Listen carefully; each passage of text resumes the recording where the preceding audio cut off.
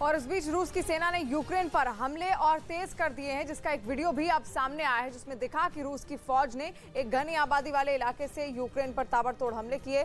इन हमलों से कुछ इलाकों में भीषण तबाही भी हुई और वहां आग लग गई, जबकि कई इमारतें ही खंडहर में तब्दील हो गई। रूस की कार्रवाई का ये वीडियो यूक्रेन के एक गाँव का बताया गया।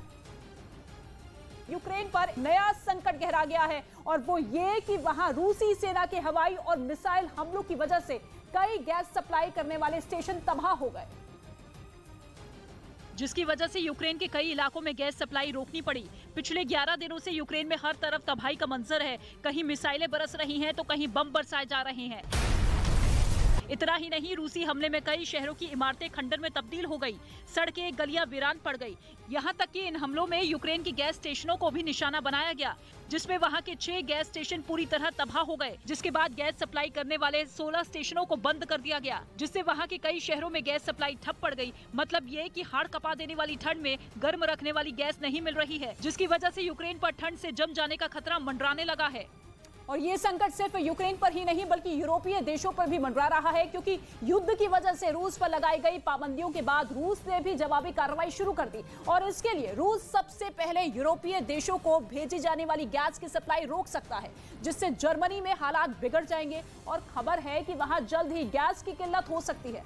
दावा तो यह भी किया जा रहा है कि अगर हालात नहीं बदले तो यूरोप के लोगों की जिंदगी पटरी से उतर जाएगी, क्योंकि गैस ना होने की वजह से वहां बिजली संकट पैदा होने का भी खतरा है और वो ना ही वो फैक्ट्रियां चल पाएंगी जिनमें गैस का इस्तेमाल होता है। ऐसा इसलिए कहा जा रहा है क्योंकि रूस की यूरोपीय देशों की जरूरत की 40% गैस सप्लाई करता है कौन? रूस। और ये गैस यूक्रेन के रास्ते रूस से यूरोप भेजी जाती है, जिसके लिए यूक्रेन रूस से मोटी रकम लेता है। यही नहीं, रूस ने अपनी गैस को यूरोप भेजने के लिए नॉर्ड स्ट्रीम 2 योजना के तहत एक नई पाइपलाइन जर्मनी तक बिछा दी थी और ये पाइपलाइन 1200 किलोमीटर लंबी है। 1200 किलोमीटर लंबी पाइपलाइन, वो भी समुद्र के बीचों बीच। इसकी क्षमता पुरानी पाइपलाइन से डबल है, दोगुनी है। मतलब ये कि पहले से जितनी गैस रूस भेजता है, नई पाइपलाइन शुरू होने के बाद उससे दोगुनी गैस ज्यादा भेज सकता है। लेकिन रूस के यूक्रेन पर हमला करने के बाद जर्मनी ने इस पाइपलाइन को हरी झंडी देने से साफ इनकार कर दिया और अब उसके सामने गैस का संकट खड़ा होता हुआ नजर आ रहा है।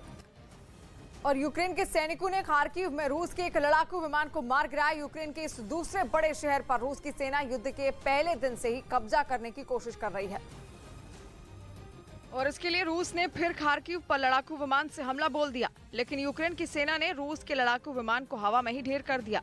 यूक्रेन की सेना की तरफ से एक वीडियो भी जारी किया गया, जिसमें एक लड़ाकू विमान आसमान में आग के गोले में बदला नजर आया।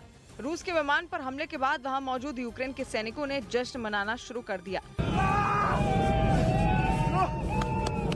जबकि आग लगने के बाद रूस का लड़ाकू विमान तेजी से नीचे गिरता हुआ दिखाई दिया और उसके जमीन से टकराते ही वहां एक तेज धमाका हुआ।